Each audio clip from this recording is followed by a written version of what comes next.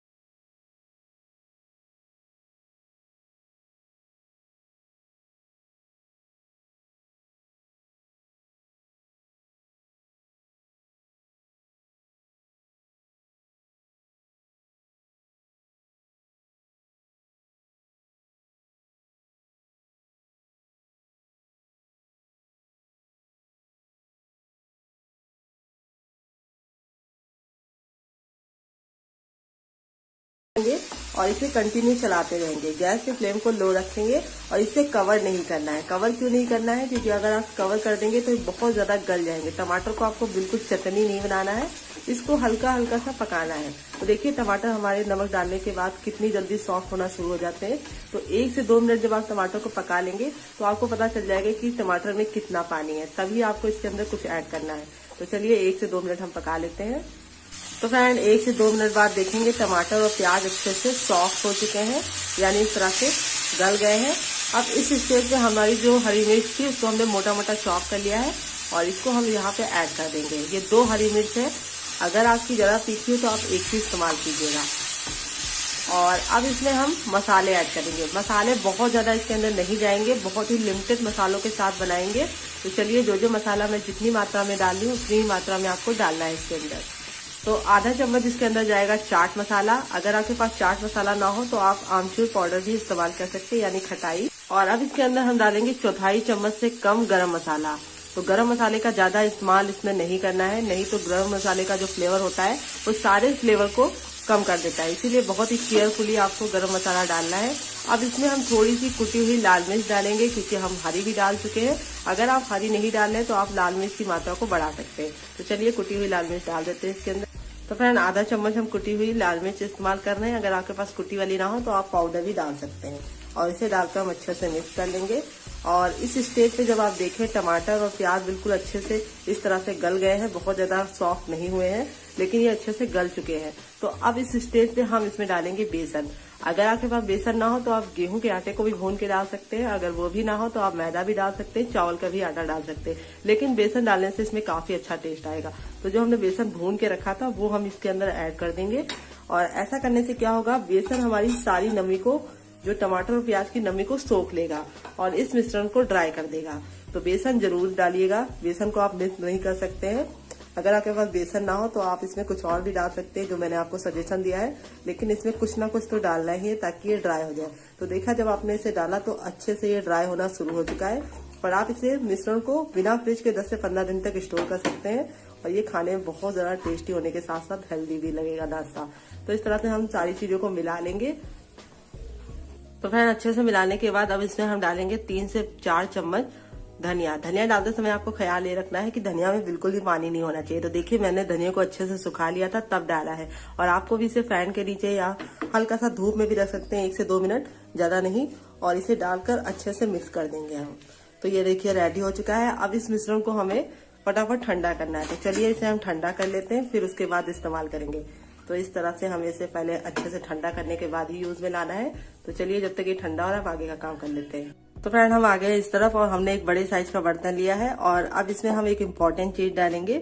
तो फ्रेंड अब हम डालेंगे 250 ग्राम गेहूं का आटा। तो ये वही आटा है जिससे आप लोग रोटी बनाते हैं, इसी आटे से हम बनाने वाले हैं। आप चाहे तो आधा मैदा और आधा क्या कहते हैं गेहूं का आटा भी इस्तेमाल कर सकते हैं, लेकिन मैं इसे पूरा हेल्दी तरीके से बना रही तो मैं सिर्फ गेहूं का आटा इस्तेमाल करूंगी।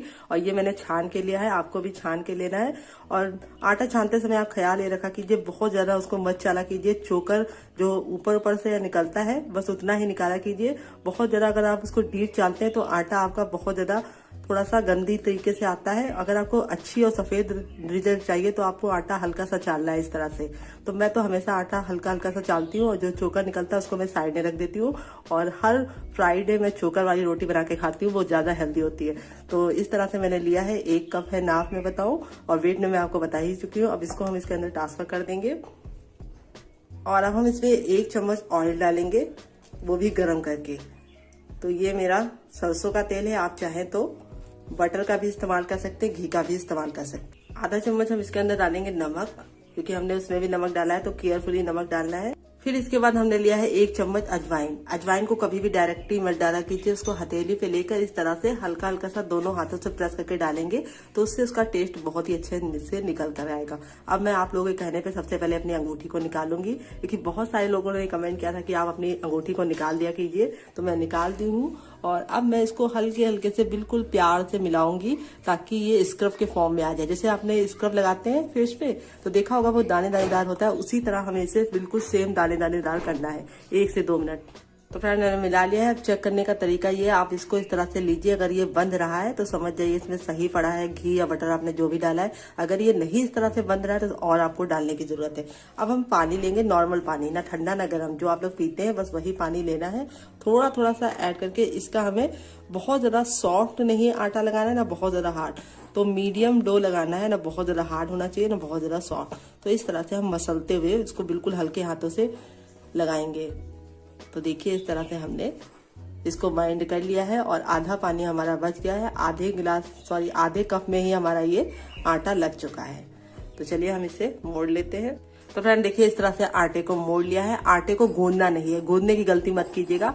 अब हम आटे को रेस्ट देंगे, तो कवर करके हम इसे 2 से 3 मिनट का रेस्ट देंगे, बहुत ज्यादा रेस्ट देने की जरूरत नहीं है। और फिर इसके बाद हम फटाफट बनाएंगे। तब तक हमारी जो वो हमने बना के रखी है वो भी ठंडी हो जाएगी। तो इस तरह से मैंने कवर कर दिया है। कवर करने से फायदा ये रहता है कि इस पे पपड़ी नहीं पड़ती और आटा ऊपर से ड्राई नहीं होता है। तो अब हम इसे 2 मिनट बाद चेक करेंगे।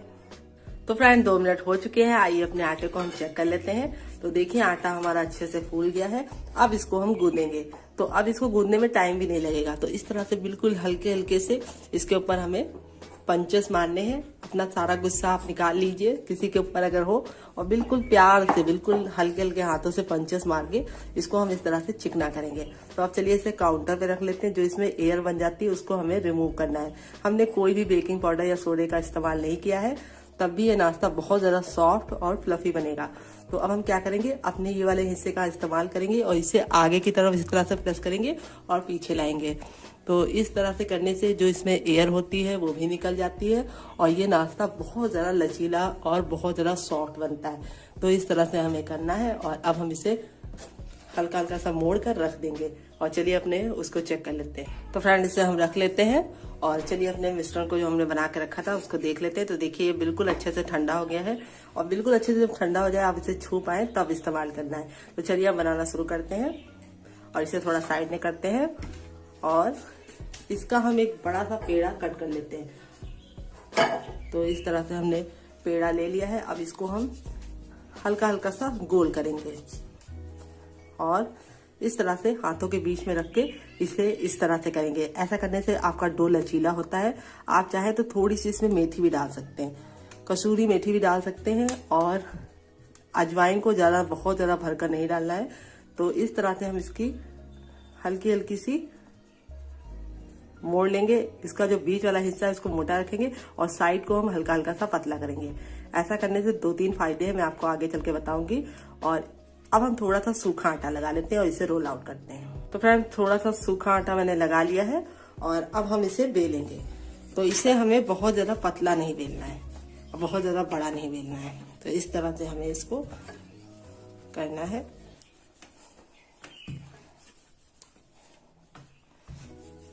देखिए डो हमारा कितना लचीला है, आप लोग देख सकते हैं कितनी लचक है इसके अंदर। और अब हम इसे इतना बड़ा कर लिए हैं और अब हम इसे इस तरह से फोल्ड करेंगे। देखिए बिल्कुल बराबर में और फिर इसे हम इस तरह से कर लेंगे। तो ये जो 2 पार्टीशन बचते हैं इसके अंदर हम फिल करेंगे। तो है ना ये अमेजिंग सी रेसिपी। तो कैसी लगी आपको रेसिपी अभी आगे आप बताइएगा, पूरा देख लीजिए तब बताइए, जल्दीबाजी में कमेंट मत कीजिएगा। और अब हम क्या करेंगे, चाहे तो चम्मच भी ले सकते हैं लेकिन हाथों से ज्यादा अच्छा बनेगा। तो इस तरह से लेना है और इसको हमें हल्का हल्का सा प्रेस कर लेना है इस तरह से और इसके बीचों बीच में हमें अच्छे से इसको फिल करना है। आप चाहे तो थोड़ा कम भी कर सकते हैं। तो फ्रेंड देखिए इस हिस्से में मैंने अच्छे से कर दिया है। अब बचा दूसरा हिस्सा, तो दूसरे हिस्से में भी हम अच्छे से फिल करेंगे। तो मैं तो भर भर के फिल कर रही हूँ। अगर आपको डाउट हो कि आप इसे बेल ना पाए और थोड़ा सा डर लगे, अगर आप बिगनर हो तो भी आप इसे बना लोगे क्योंकि ये बहुत ही आसान है। इस तरह से देखिए करना है आपको और अब आपको बहुत ही समझदारी से काम करना है। इनके हिस्से को दोनों को पकड़ कर अच्छे से लॉक कर देना है, छोड़ना बिल्कुल भी नहीं है और इसे अच्छे से एकदम बिल्कुल चिपका देना है। अगर आपको लग रहा है कि खुल सकता है थोड़ा सा पानी लगा लीजिए, लेकिन अगर आपको हल्का सा भी डाउट हो तो लगाइएगा। लेकिन मुझे बिल्कुल भी डाउट नहीं है तो मैं इसमें कुछ भी नहीं लगाने वाली हूँ। और अब इसके बाद इसको हाथ से इस तरह से करिए ताकि जो मिश्रण हमने इसके अंदर भरा है ना वो चारों तरफ अच्छे से फैल जाए। अगर आप डायरेक्टली बेलन चलाएंगे तो ये फट जाएगा। तो छोटी छोटी सी बातों का अगर आप ख्याल रखेंगे तो काफी अच्छा आपका रिजल्ट आएगा। तो ये देखिए हो गया है, मेरे हाथ में थोड़ा सा लगा था तो ये लग गया है, कोई बात नहीं, मैं इसे निकाल देती हूँ। और अब मैं थोड़ा सा सूखा आटा लगाऊंगी इसके ऊपर और इसे बेलूंगी। बेलना किस तरह से अभी आपको दिखाऊंगी, तो आप लोग वीडियो के साथ बने रहे। तो फ्रेंड थोड़ा सा सूखा आटा से मैंने इसे कोट कर लिया है और अब मैं इसे बेलूंगी। बेलन को बिल्कुल आराम से पकड़िए और इस तरह से हल्के हल्के हाथों से चारों तरफ चलाना है, बहुत ज्यादा प्रेस नहीं करना है। तो चलिए मैं आपको दिखाती हूँ डेमो देके इस तरह से।